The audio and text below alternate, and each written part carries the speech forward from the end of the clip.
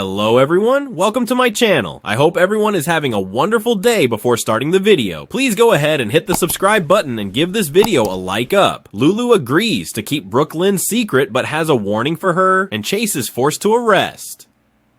At Jordan's place, she and Isaiah argue about her investigating Sidwell. Jordan says if their being together hinges on her not investigating Sidwell, then this is over. He says he'll accept her investigating Sidwell even if he doesn't like it. They share a kiss, and he guesses they should get used to spending a lot of time here, which means grocery shopping. The General Hospital returns set to blow the truth of Gio's identity. Out of the water, Maxie tells all to Dante. Dante stops by Maxie's house as he is worried Lulu's gonna get herself in a situation she can't get out of. Maxie slips up about Lulu's latest escapade, breaking into Martin's hotel room. Dante calls Lulu out of control. Maxie thinks he should talk to Lulu, but Dante says they can't talk like they used to because of Sam. He's trying to keep this family together, and his #1 priority is to be a dad. He says Rocco is also hurting, as he doesn't want his mom to put herself in danger to find Charlotte, but he wants his sister back. He can't talk to Lulu, but he can talk with Brooklyn, and that only hurts Lulu. He can't believe this Brooklyn and Lulu thing has gone on this long. Maxie blurts out, "It's because Lulu is still in love with you." Dante is confused as Lulu was going to marry Dustin. Maxie hates having to break girl code, but tells him that Lulu broke things off with Dustin and was going to tell Dante she wanted him back. But that's when she went into the coma. Maxie says he's asked Lulu to be patient with Brooklyn, but he needs to be patient with Lulu. Maxie points out that Rocco needs both him and Lulu, and they have to be there for him no matter what is going on between them. Lulu gives Brooklyn a heads up.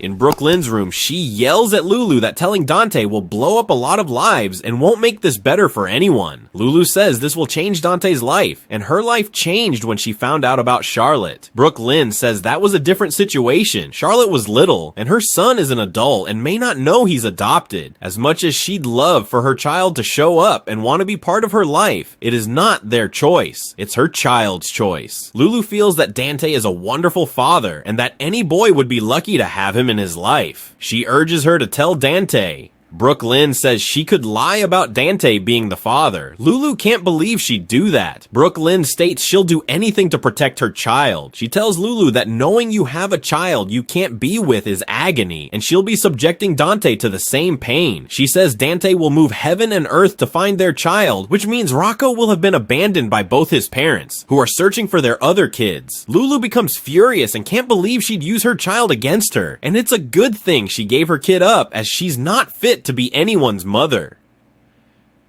Brooklyn tries to slap her, but Lulu grabs her hand. Brooklyn cries she is a mother. She gave her baby up for adoption, she wouldn't let herself hold him, and she didn't know if she had a boy or a girl until Lulu told her. Lulu is sorry and assumes she knew. Brooklyn notes she probably also assumed it was easy for her to give her baby up. But it wasn't. She cries she loved her baby and has to believe that by giving him away, she gave him a better life. She wants to know how he turned out, but not at the expense of his happiness or peace. She says, "Even I'm not that selfish." Brooklyn says if her son wants to find his birth parents, then he will. But until then, she begs Lulu to leave it alone. Lulu doesn't want to be the one who blows up Dante's life or their child's. She won't tell Dante, but she thinks Brooklyn should. Brooklyn made her choice years ago, and the past needs to stay in the past. Lulu tells Brooklyn this secret isn't the past, and she never would have found out about this if her mother hadn't talked to Martin. Lulu leaves Brooklyn's room. Brooklyn grabs her phone and texts her mom that they need to talk as questions about Gio.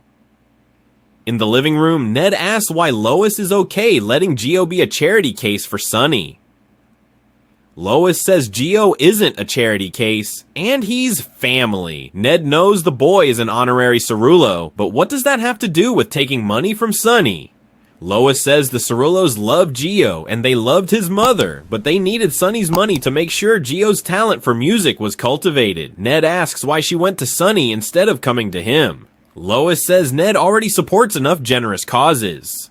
Sunny grew up alone and didn't want Gio to struggle the same way he did. Showdown at the Quartermain Crypt. Tracy visits her parents' crypt and says she will not let Drew take anything from this family. She then hears Martin and Drew outside talking. With Martin's help, Drew has the crypt seized by the state and hangs a sign on it stating so. Tracy walks out and asks what is going on. Martin says this building has been seized and must be vacated. Martin hands Tracy a court order, which she rips up. She threatens to call the police, but Drew says the law is on their side. Drew and Tracy throw insults, and Drew says, "You Quartermains think you can do anything you want. You make me sick." He doesn't care who she thinks she is, as she isn't getting her way this time. Emma and Gio show up, and Emma yells, "Hey, leave the old lady alone." Tracy gasps, "Old lady?" Drew tells Emma that the Quartermains have appropriated public land, and the crypt goes over the property and is on protected land. He trash talks Edward, which riles up Emma. The young girl yells that Edward Quartermain saved her life and Tracy rescued her from kidnappers. Drew introduces himself, and Emma calls him a petty congressman and notes they are trespassing. Tracy again says she is calling the police. Drew calls Tracy a bully, and Tracy yells, "Says the man using the family crypt to punish the people who threw him out of said family." Gio rushes into the main house and tells Ned and Lois what's going on between Drew and Tracy at the crypt. Back at the crypt, Chase arrives and learns about the issue with the Quartermain crypt. Ned, Gio, and Lois are also there, and Drew says the Quartermains need to move the family crypt off the protected public land. Tracy says this is all about Drew's hatred of this family. Emma pulls out her phone, begins filming, and asks the congressman if he should be helping his constituents instead of threatening them. Emma points out that Congress is in session, so why is he here and not there serving his people? Tracy notes that the surveyor said his findings on the crypt were preliminary, so how did Drew and Martin get a court order to seize the building so quickly? Emma continues to film the altercation. Back at Jordan's, she and Isaiah are doing some online shopping for food when Ned calls Jordan. Chase makes an arrest. Jordan arrives at the Quartermain crypt as a favor to Ned. Drew thinks she shouldn't have to be dragged out here, and the law is the law, and it's on his side. The crypt partially stands on conserved public land. Tracy recalls that Martin agreed to drop all of this if Drew would be allowed to use the Quartermain name. Drew asks Tracy who he is, Drew Kane or Drew Quartermain. She says he can call himself whatever he wants, but he'll never be a Quartermain. Emma posts her video slamming Drew, and Tracy smacks the surveyor's measuring instrument out of his hand when he begins taking measurements. Drew says that's assault, and Chase is forced to arrest Tracy when the surveyor wants to press charges, thanks to Martin nodding to him to do so. Back in the mansion, Lois arrives, having gotten Brooke Lynn's text. She sees that her daughter is upset. Brooke Lynn asks, "What do you know about my child that you aren't telling me?" Lulu heads to Maxie's, bangs on her front door, and yells to Maxie that she really needs her help. Dante answers the door. Saving Charlotte in Buenos Aires, Jason and Anna sit in a car outside a home they suspect Charlotte and Valentine are in. Jason thinks it should be easy enough to get in, get Charlotte, and get out. Anna feels it's too easy and something is wrong. Anna notes given what happened in Prague, Valentine may be expecting them, or someone else. A vehicle arrives, and Anna says the WSB is here and they have to move.